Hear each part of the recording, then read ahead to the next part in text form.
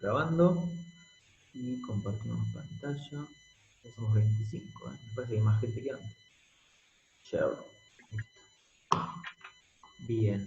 Entonces, más o menos, teníamos, ahora lo voy a hacer todo a mano, aprovechen, que era muy prolijito antes, ahora va a ser todo feo. Muy feo. Entonces teníamos la primera tierra, que una parte era de los trabajadores y otra de los capitalistas, ¿sí? Hay una segunda tierra, que es para trabajadores y capitalistas, una tercera tierra de trabajadores y capitalistas, y yo me quedo en uno más, trabajadores y capitalistas. Y en otro colorcito Profe, vamos a... ¿los terratenientes pueden ser los mismos capitalistas? ¿O después se Raro. pueden transformar en capitalistas? Y después sí, pero al principio no. Con una mano en el corazón, Ponete en el rol de terrateniente. Si vos ganás guita por no hacer nada, ¿tratarías de ganar más guita arriesgando haciendo algo? La verdad, Y no. Esa es la respuesta. Profe, y Smith, en ningún momento como que la renta se podía pagar en cualquier tierra, decía él, como que nunca defendió a los capitalistas, nada. No, Smith hizo un análisis de cómo se dividía los ingresos entre trabajadores, capitalistas y terratenientes, y queda ahí. Ahora, Ricardo, un poquito más político, es contratado por los Claro. capitalistas para que hable. No sé si contratado o le tenía amor, no sé, mucho no me interesa. Pero esta es la situación. En rojo le puse las rentas diferenciales que van apareciendo con la aparición de nuevas tierras. Ahora, miren qué vigente que es esto. Argentina tiene, tiene campos, ¿sí? Nos dedicamos como un gran país agropecuario. ¿Dónde se define, el precio de los diferentes productos que se producen en el campo?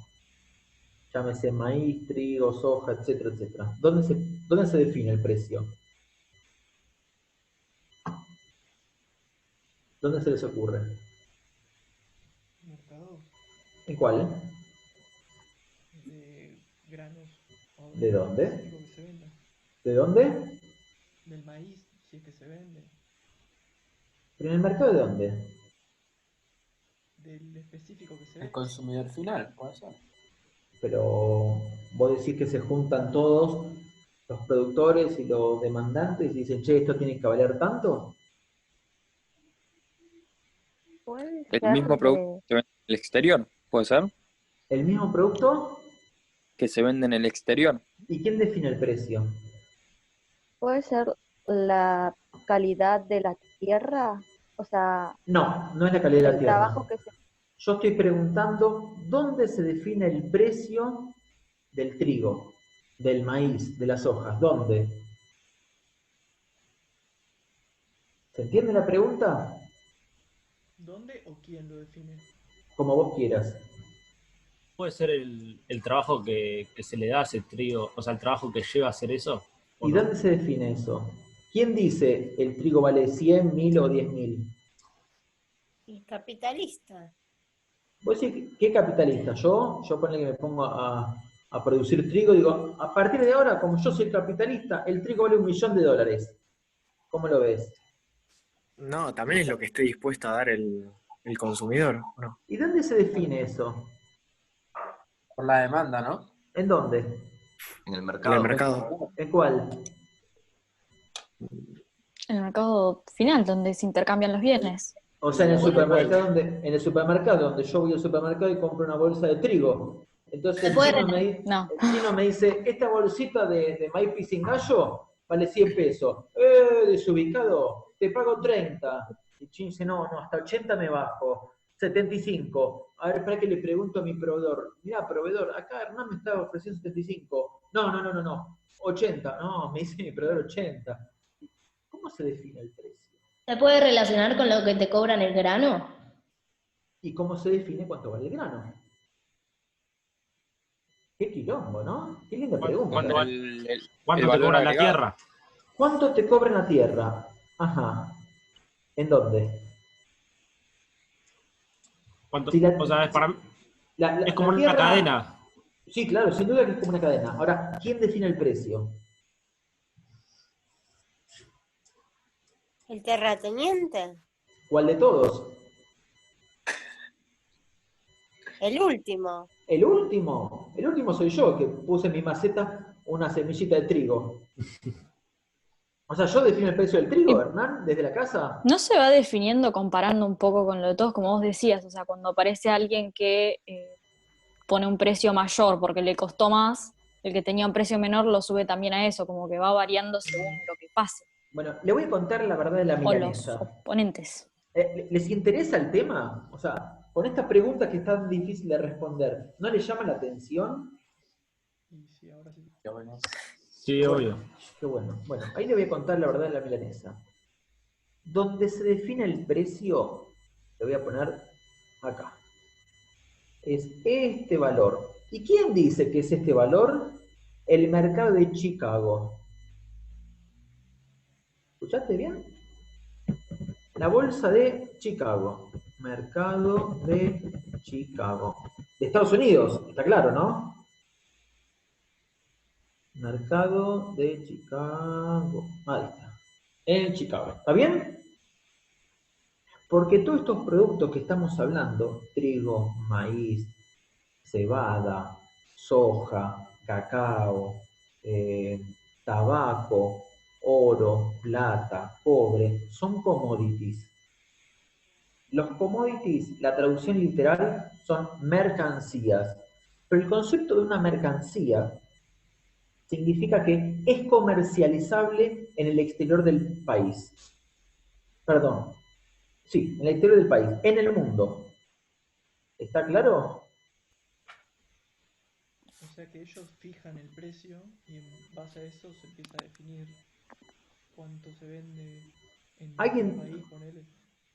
Alguien haga un favor. Mientras estamos charlando, que alguno entre a la página del diario La Nación y ponga precios commodities. O directamente La Nación no. Pongan precios commodities. ¿Y van a Profe. llegar? Sí. Hoy en día esto no funciona así, ¿no? Sí, sí. Funciona así. ¿Y por qué hay diferencia de precio entre países? No te entiendo la pregunta. ¿Por qué hay diferencia de país? No, ¿por qué debería haber? No sé, por ejemplo, yo compro un buzo, no sé, en otro lugar del mundo y ¿Me no hablaste? necesariamente. Me hablaste de un buzo. El buzo no es commodity. Bueno. Ya entendí. ¿Ok? Comprar Sí, oro sí. en Argentina, en China o en Estados Unidos es el mismo precio, porque es un commodity. Listo. ¿Ok? Lo que sí tiene el buzo es algodón. El algodón sí es un commodity. Pero lo que no es commodity es la mano de obra. O sea, commodity es todo lo que viene de la naturaleza, ¿no? Oro, No. plata. No. Son aquellas cosas que son transables en todo el mundo. Pero no necesariamente es que vienen de la naturaleza, porque los pescados no son commodities. La carne de vaca no es commodity, ¿o sí? Espera, no lo sé. No te quiero mentir. Sí, el precio de la carne de la vaca... No te quiero mentir. Ahora lo buscamos. Acá, profe, encontré y aparece el azúcar, el café, el cacao, trigo, soja, algodón, A ver qué más hay. gasoil. Sí, toda una tabla de comportamiento. Sí. Hay una lista con todas las cosas que tiene. Compartir Y hay compartí ese hay link en el grupo de WhatsApp, por favor. Profe, Ahí comparto. Ahí ¿serían todos los productos que son necesarios en un país?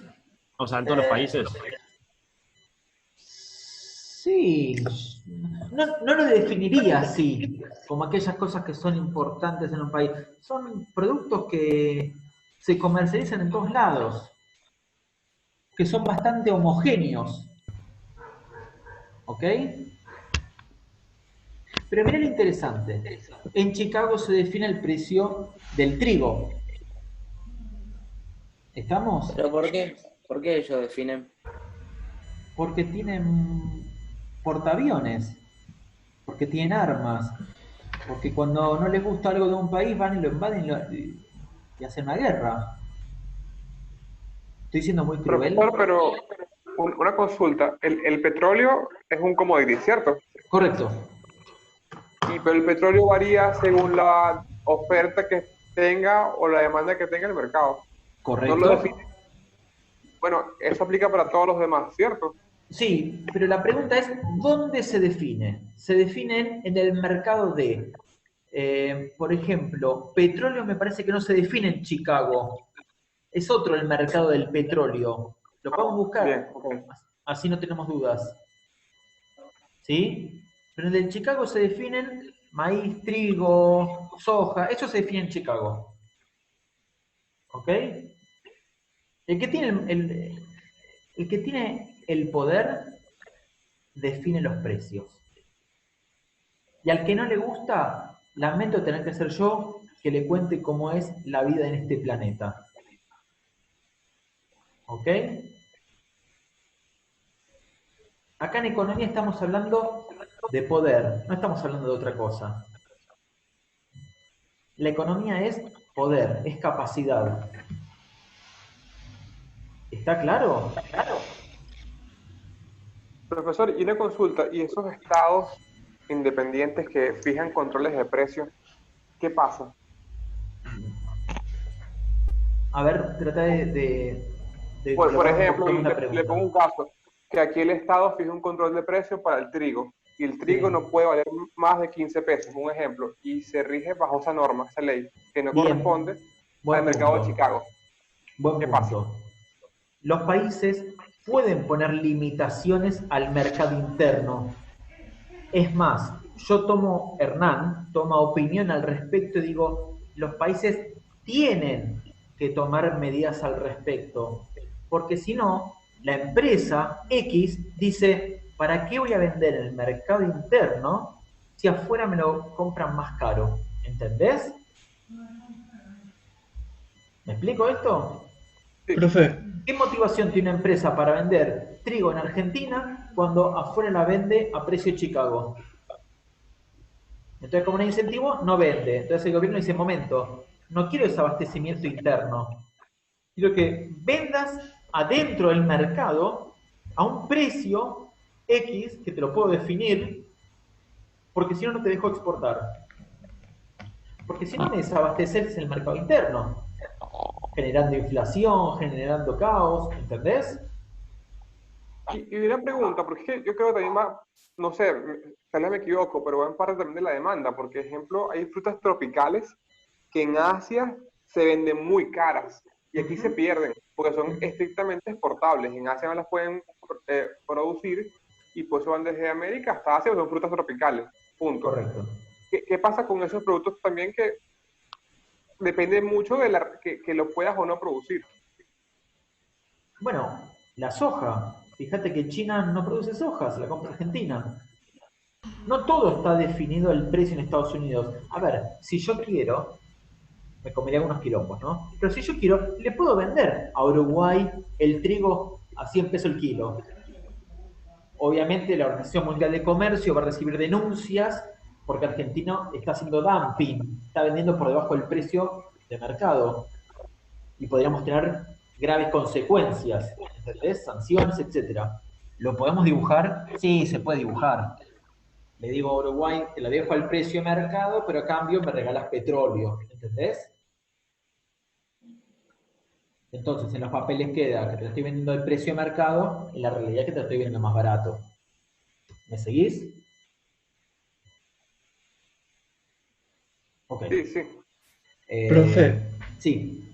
O sea que, así como los países pueden poner un tope de precio, se pone como base poner el mercado de Chicago. Se puede también pasar ese precio base, o sea, es como que depende de cada país o de cada persona que produzca el producto, ¿o no? No te entiendo la pregunta, a ver. Claro, o sea, como cada país se le pone un tope, depende de cada país, hay un precio base. No es que se pone un No, tope. pero se puede, Hay eso un digo. precio. Sí. Hay un precio Chicago. Chicago te dice, el trigo vale, dígame un precio cualquiera. A ver, los que tienen listadito ahí a mano. Cualquiera, ¿eh?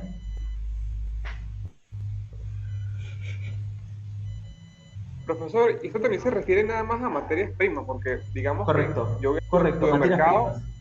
y me encuentro 10 tipos de harina diferentes, harina de trigo, que están Sí. procesadas y Sí. cada marca le da su valor según lo que ellos consideren que fue el esfuerzo de haberla producido. Correcto. Yo después veo si te lo compro o no. Claro. Nadie me obliga a comprártelo. Vos me decís, che, mirá, yo te lo vendo al doble de lo que está en Chicago. Yo digo, ¿no es demasiado? Mirá, Hernán, si no querés no me lo compres, compráselo a otro. ¿Entendés? ¿Algún precio que tengan a mano? Bueno, mientras alguno está buscando. ¿Alguien está buscando?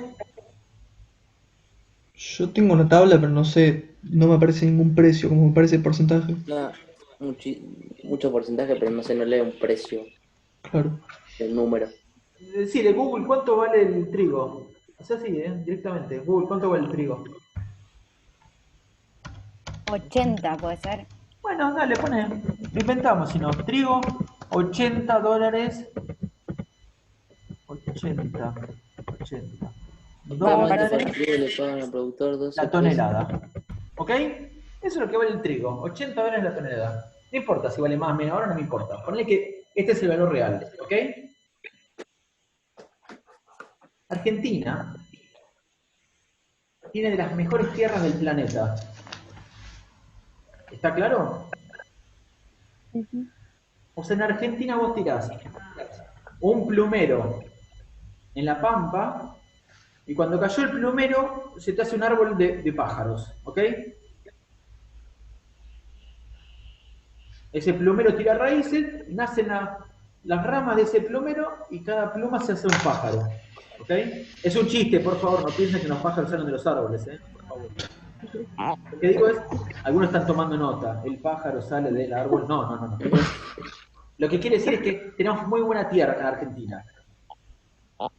Si vemos el gráfico que yo estoy compartiendo, Argentina es el primer sector, es esta Argentina.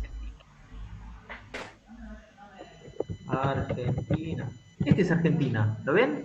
La mejor tierra del planeta. Se le pagó al trabajador, se le pagó al capitalista y mira toda la renta diferencial que tiene. ¿Lo lográs ver? Todo esto es renta diferencial. ¿Ok? Oh, perdón, está acá. Estoy haciendo mal. Todo esto es renta diferencial. ¿Está claro? Claro. Entonces, cuando decimos somos todos el campo, la pregunta es, ¿somos todos el campo? ¿Ustedes están cobrando algo? ¿Están teniendo algún beneficio por esta renta diferencial? No. Entonces, ¿por qué pensás que vos también sos el campo? ¿Qué te hace pensar que vos también sos el campo? Si no te llevas... Para beneficiarse de ellos. ¿Ellos quiénes? Y los que adquirieron el campo en su momento, después de la adquisición de los campos, no de la guerra del desierto. Ok. Entonces son 10 familias nada más. En un país que hay 45 millones de personas. Con gente que se muere de hambre hoy en día. Con gente que ayer salió a protestar pidiendo por favor que se levante la cuarentena. Ok, los que estuvieron ayer en esta cuarentena hay de todos, una población bastante rara. Por un lado están los loquitos, ¿sí? Loquitos en todos lados. Por otro lado, están los anti-K, ¿ok? Que hagan lo que hagan, estos anti-K van a decir, está mal. Si levantan la cuarentena, dicen, ¿cómo levantan la cuarentena? Si ponen cuarentena, ¿cómo ponen cuarentena? Hagan lo que hagan, son menos K. O sea, todo lo que hacen acá, al revés, ¿ok? Pero también hay una población en la cual, antes de la cuarentena, tenía su empresa o su laburo y desde aquel momento hasta ahora se cayó más de 200.000 trabajos. Mucha cantidad de laburos. Gente que perdió el trabajo, gente que perdió su pequeña pyme, su negocio, un peluquero que tenía su negocio y lo tuvo que cerrar. Y marzo, abril, mayo, junio, ¿de qué están morfando estos 4 meses? ¿De qué están viviendo esa persona, esa familia? Ponele que tiene suerte y entra dentro de las condiciones del IFE, de este ingreso de 10.000 pesos. Alguien que vivía con 50.000 pesos, que no te estoy hablando que es una fortuna. ¿Cómo hace para vivir ahora con 10.000 pesos? Ok, se comió todos los ahorros, o se los está comiendo. Obviamente que está un poquito loco, diciendo, escúchame, yo tengo 30 años, no soy población de riesgo. ¿Por qué tengo que quedarme en mi casa? ¿Por qué me cierran todo? ¿Se entiende el planteo, no? Y es un planteo lógico de esta gente. Insisto, no me interesa el primer grupo de los locos, no me interesa el segundo grupo de los anti. Los anti no me interesa en ningún punto. Discutamos realmente cosas reales. ¿Okay? Pero lo real es, hay gente que está sin morfar. Eso ya es un problema. Entonces, Manel dice al gobierno, escúchame, levantá la cuarentena, porque o me muero de coronavirus o me muero de hambre. ¿Ok? Ayer había mucha gente en la marcha, muchísima. Y había de los 3 grupos. Ahora, acá hay una discusión un poquito más profunda, y esta es mi mirada de Hernán. Acá hay que discutir cuál es el rol del Estado en esta situación. Y yo creo, Hernán, no el apunte, no Ricardo, no la UBA, no el CBC, Hernán, que acá el gobierno, además de hacer cuarentena, tiene que bajar con guita y fuertemente. Cuando digo bajar guita es repartir plata. ¿Por qué? Porque hay familias que hoy lo necesitan. Hasta posiblemente muchos de los que están en esta conversación están necesitando plata. Y sus padres están rompiendo los cuernos diciendo ¿de dónde saco la plata para mantener esta familia? Es una situación desesperante. Entonces, acá obviamente hay una discusión, un debate un poco más profundo que el que se ve. Acá hay que ponerse a discutir no solamente el rol del Estado, sino qué hacemos con los impuestos a las grandes riquezas, a estas grandes rentas diferenciales que siguen cobrando en dólares. ¿Está claro? Porque el campo sigue produciendo, y sigue exportando, y sigue ganando en dólares, y siguen repartiéndose los dólares, porque el precio es el dólar. Ahora, el costo del trabajador es en pesos, porque no me digas que alguien del campo gana 20.000 dólares. Gana en pesos. ¿Profe? Sí. Bueno, es el impuesto a las grandes riquezas. Está bien, Ajá. entra al campo, que me parece bien, pero también en ese sector también tendrían que entrar los políticos. Que los políticos tampoco, o sea, no viven el día a día. Mirá. Yo creo que una discusión no tiene que quitar a la otra. Cuando se plantea un límite, porque a un momento tenés que poner el límite de cuánto es que hay que cobrar, ¿sí? Acá no hay que poner el título de los políticos, porque antes de ser político, quizás sea un empresario. Entonces realmente me importa poco que sea político, que sea maestro jardinero o que sea malabarista en la 9 de julio. Si la persona cumple el criterio de tener una fortuna de más de 3 millones de dólares, es una persona que cobra impuestos. ¿Por qué? Porque el país te lo está exigiendo. Porque ayer la marcha era mucho más que gente antica o loquitos. Era gente que dice, no tengo que comer. Y por más que estén con el auto y tengan plata para todavía tener el auto y ponerle combustible, ¿cuánto más pueden vivir? Entonces, es algo mucho más profundo en, o cobramos un impuesto importante, o esto explota por los aires. Porque si vos me preguntás a mí, Hernán, ¿cuánto dura esta cuarentena me la preguntás en marzo, yo te decía, esto llega hasta octubre seguro. Y al que yo se lo decía, me decía, es cualquiera, no, ¿cómo llega hasta octubre? Esto no puede ser antes de octubre. ¿Entendés? Y ahora algunos están diciendo que la educación no se va a levantar hasta el año que viene, posiblemente hasta marzo. Y ahora, todas las economías regionales que viven del turismo están realmente preocupados, porque no están yendo los porteñitos a gastar guita al interior del país, o de las grandes ciudades yendo a gastar guita al interior del país. Entonces no les entra plata. ¿Me explico? Y esto es gravísimo, porque va a haber una diferenciación de guita entre los que tienen más guita y los que tienen menos guita. Se sigue ampliando la brecha entre ricos y pobres. Pero no solo eso, sino que además los pobres están muy pobres, porque 10.000 pesos para una familia hoy en día no alcanza para nada. Son 2.500 pesos por semana. Ok, te frenamos para que pagues la electricidad, el gas, eso no se va a cortar por ahora. ¿Okay? No te van a cortar el servicio por no pagar. La gente tiene que morfar. ¿Ok? Para mí hay que repartir más guita, mi mirada, ¿no? Que es completamente para discutir, hay que hacer un poquito más dura la cuarentena, ¿sí? No sé si ustedes ya tienen familiares o amigos con coronavirus, ¿ya tienen? ¿Alguien tuvo coronavirus acá en el curso? No, una amiga. Una Tipo, amiga. 3 amigas tuvieron familiares con corona y ahora no se sabe si, tipo, mi amiga tiene también, tipo, no se sabe todavía, está esperando el resultado del hisopado todavía. El resultado. Y el hermano de una amiga falleció de coronavirus. Qué cagada. ¿Qué edad, che? ¿Mm? ¿Qué edad tenía? ¿Cómo?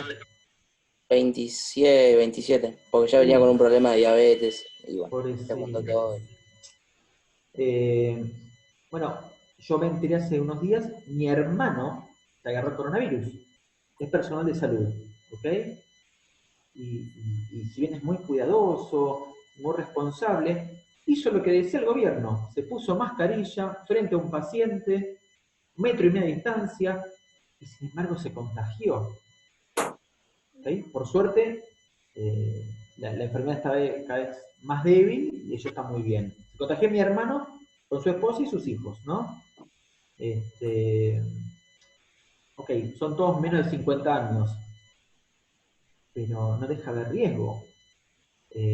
Justo mis sobrinos tienen una enfermedad, están inmunosuprimidos. O sea, eso significa que toman un medicamento que no tienen defensas.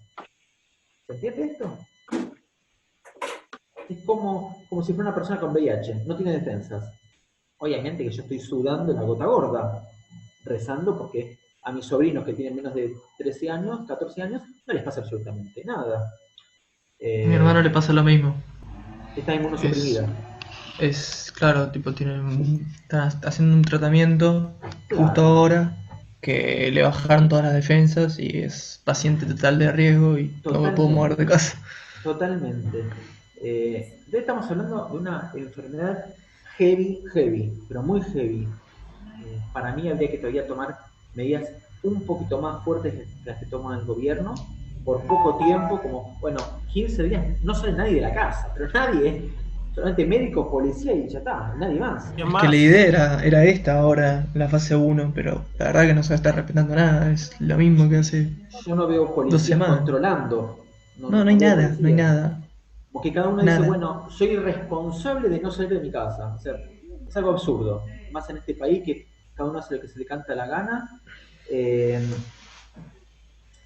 Pero hace falta una discusión más en profundidad de qué hacemos con la guita, o cobramos impuestos más fuertes al campo o no, a las grandes riquezas o no. A aquellas personas que tienen, no sé, 50 propiedades, ¿no hay que cobrar un poquito más de impuestos?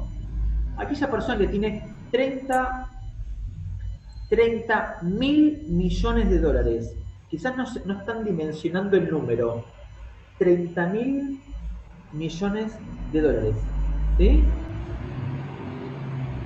No, perdóname. Estos grandes ricos argentinos tienen 90 millones de dólares. Borden todo el número. 90 millones de dólares. O sea, 30 veces este número que se plantea como límite de riqueza, que son 3 millones de dólares. Por ejemplo, un Pérez con pan. 90 millones de dólares. Si meten 90 millones de dólares, tienen 50 millones de dólares. ¿Le cambian algo en su realidad? No. La verdad que No me vengan a hablar, no, pero es justo que si él lo ganó. Está bien, todo bien lo que digas. Porque hay gente que se está muriendo de hambre. Y en esta cuestión casualística de o naciste en un hogar pobre o naciste en un hogar rico, y eso hace que puedas desarrollarte o no, ¿sí? Es un poco injusto. Yo creo que lo que tendría que ser de todo este gran quilombo del coronavirus es si hacemos un mundo más justo o no. Porque los efectos de algunos que están ganando mucha plata es que los que no la ganan tienen las consecuencias negativas. Es como que yo hago un asado en mi balcón y a la hora me como un asado riquísimo, pero mi vecino mientras tanto se comió 1 hora de humo en su casa y no comió el asado. Entonces el vecino dice, ¿por qué tengo que yo soportar las consecuencias negativas del asado que se come Hernán? Entonces yo le digo, no, porque es un mundo libre y cada uno hace lo que quiere.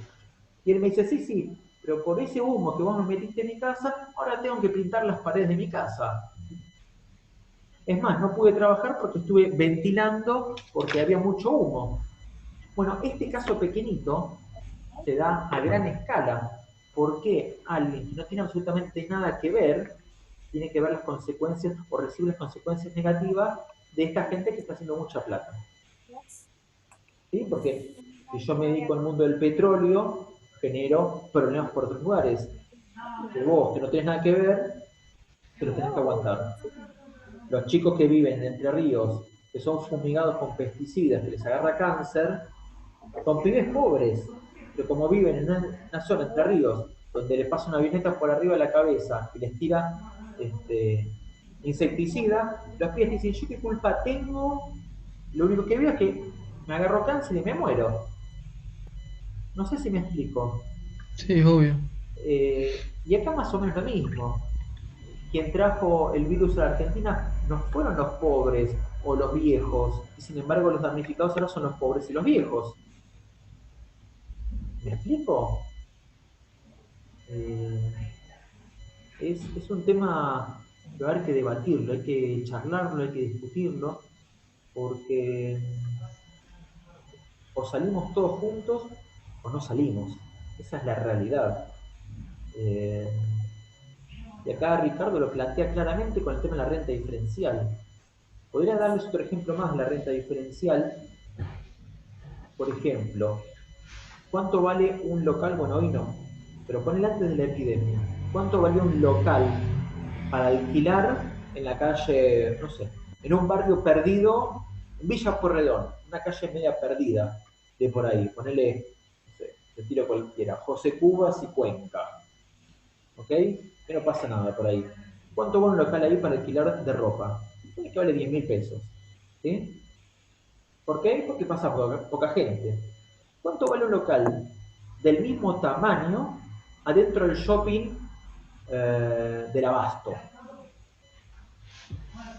¿Cuánto vale un localcito en el Abasto?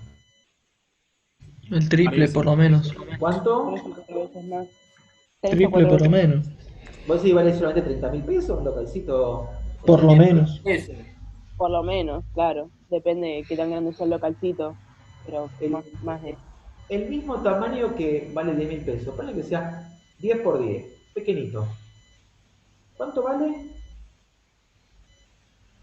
Sí, 3 o 4 veces más que ese local de barrio. Mira, yo me acuerdo hace 10 años atrás, un localcito de Morondanga en el shopping del Abasto valía 50.000 pesos. Hoy tranquilamente un localcito puede salir 1.000.000 de pesos de alquiler, ¿eh? Y por la publicidad. Por la publicidad que te da shopping, por la gente que pasa por ahí, porque la la gente que locación. pasa por ahí está yendo a consumir. ¿Entendés? Entonces, el local del shopping vendría a ser como el local número 1 en la renta diferencial. ¿Lo Donde ves? sabes que ahí van a ir a casi comprarte, diría. Totalmente. Y el dueño del lugar se queda con esa renta diferencial. ¿Cuánto? Con ese $1.000.000. El dueño del negocio que queda en José Cubas y Cuenca es la tierra número 3, que se queda con $10.000. ¿Por qué? Porque su terreno no va a tanta gente, tiene que hacer más publicidad, o sea, pagarle más trabajadores. Claro que si hace mucha publicidad, lo contrata a Manu Ginóbili diciendo, venía a comprar pantalones acá, Cuenca y José Cubas. Y bueno, algunos van a ir a ver qué onda, por qué Manu está haciendo eso. ¿Pero cuánto va la publicidad de Manu Ginóbili para que diga eso? No sé, que vaya Maradona o Messi y diga, bueno, yo estoy haciendo jueguitos en el local de José Cuba y Cuenca. Y bueno, vas a verlo a Messi y de paso te compras un pantalón. Es lo que digo. Porque tenés que pagar más trabajadores, sube el precio. Ahora, el dueño del shopping, del abasto, tiene una renta diferencial muy grande. ¿Lo logran ver? Sí. Y con este concepto de la renta diferencial, podemos empezar a entender un montón de cuestiones económicas que pasan a nuestro alrededor. Por eso para mí es la importancia de poderlo entender a este concepto de la renta diferencial. Que el negocio de peor calidad o de peores situación, de peor renta, ¿sí? Es el que genera el precio final, que el de mejor lugar se queda con la renta diferencial. Profe, sí. ¿Y qué pasa con el porcentaje de terratenientes en este caso en el campo 4?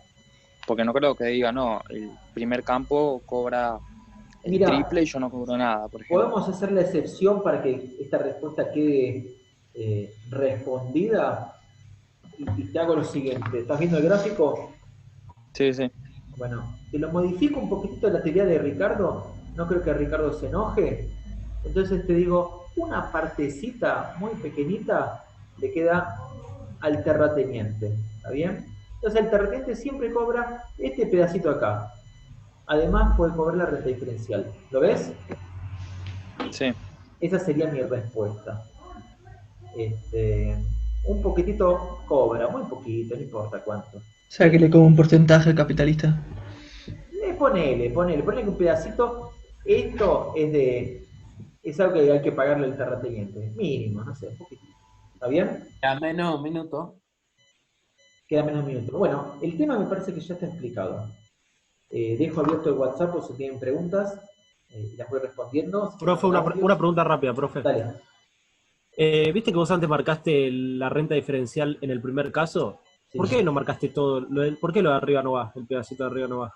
Porque yo te puse acá esta es la que te marca el precio del mercado de Chicago. ¿Entendés? Si vos, no puede producir porque está por arriba del precio del mercado de Chicago. Claro. Es como que yo me quiera poner a vender soja plantada en mi maceta y es carísima para mí. ¿Entendés? ¿Cuánto vale la soja, Hernán? Es carísima porque tiene todo para atrás.